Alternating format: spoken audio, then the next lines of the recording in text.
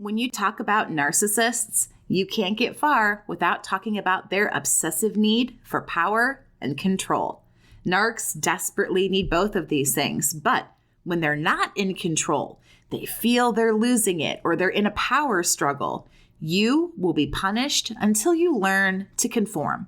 In this video, I want to go over the ways a narcissist will punish you and what the punishments are actually designed to do. Welcome back to my channel. My name is Jess Stanley. I'm a survivor of a toxic narcissistic relationship. Subscribe to my channel for more videos dedicated to spreading awareness, education, and most importantly, support.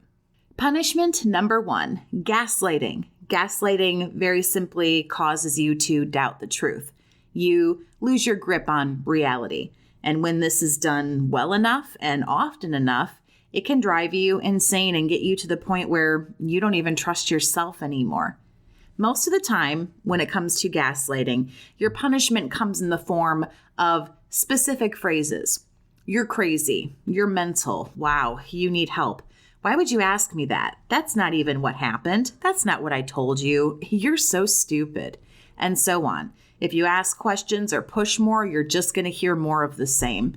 Unfortunately, this happens slowly over time and can be very hard to catch. Nonetheless, though, it's great punishment that keeps you feeling low, feeling confused. And when you're confused and you don't really know what's happening, of course, the narcissist has the power and the control in that situation. Punishment number 2, blaming, also called blame shifting. There is an ego to protect here. An image, a false, overinflated sense of self. That's what the narc is all about. And that needs to be preserved at all costs. Therefore, you will absolutely be sacrificed. So will anybody else. A narcissist, believing that they're perfect and they do no wrong, they need to blame you as well as others for their imperfections and their shortcomings. Because otherwise... admit they screwed up or made a mistake or they don't know everything.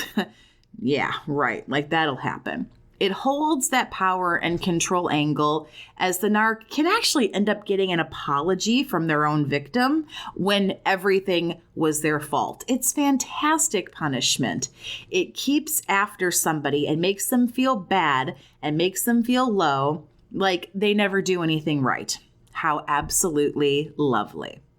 Punishment number 3, silence. The most common form of punishment from a narc is the silent treatment.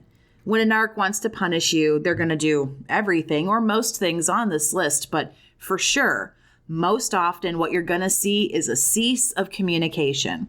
Communication is vital in any relationship of any kind, romantic or otherwise. So the narcissist is going to take that away completely. You get a silent treatment, you get ghosted, you get discarded, all done by way of radio silence. You're blocked on social media, the locks are changed, the phone calls don't go through, you're left on red, and for a specific time frame that, trust me, only they know about, they are completely gone and not talking to you.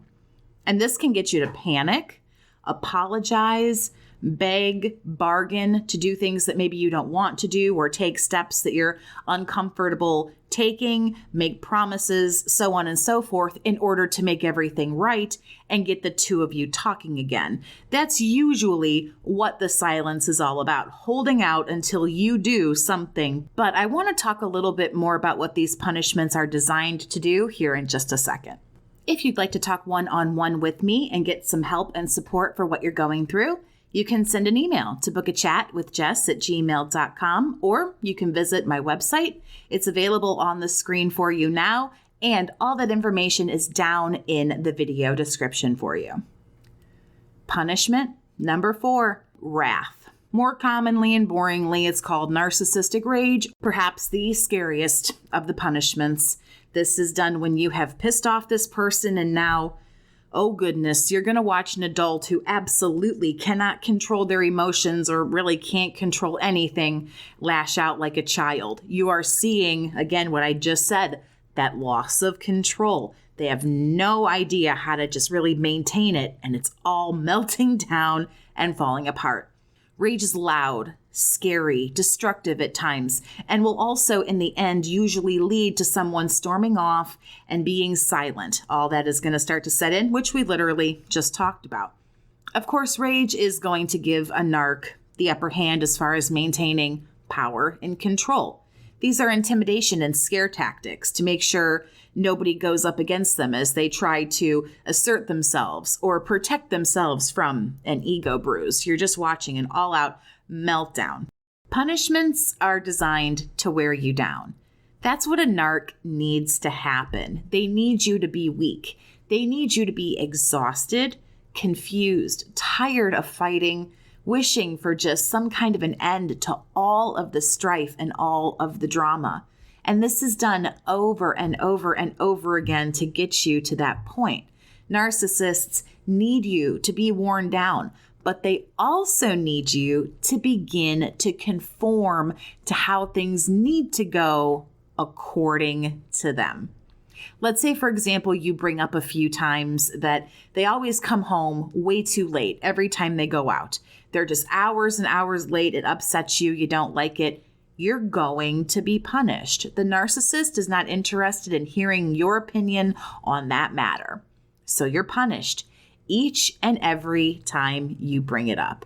The punishments get worse or longer, like with a silent treatment, until you learn the lesson that you need to learn. What is that lesson? Well, pretty much what happens. You begin to walk on eggshells. You get upset that they stay out too late, but that little voice begins to tell you, no, don't bring that up. You know what happens when you bring that up. They get mad, they yell, and then they don't come home for a week. Or they get mad and then something else happens and they won't talk to you. Just let it go. And poof, just like that, the punishment, the conditioning, and everything else begins to work. You begin to conform.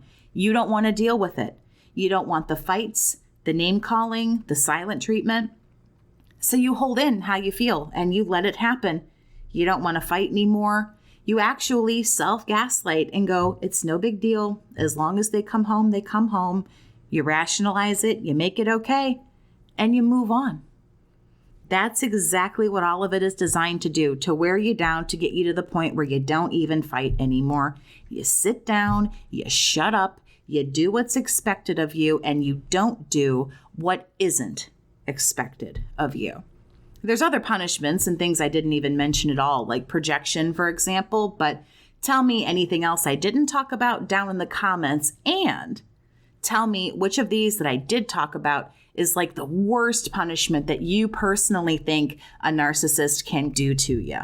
Share all that with me. Thank you so much for listening. Have a great day, survivor, and take care of yourself.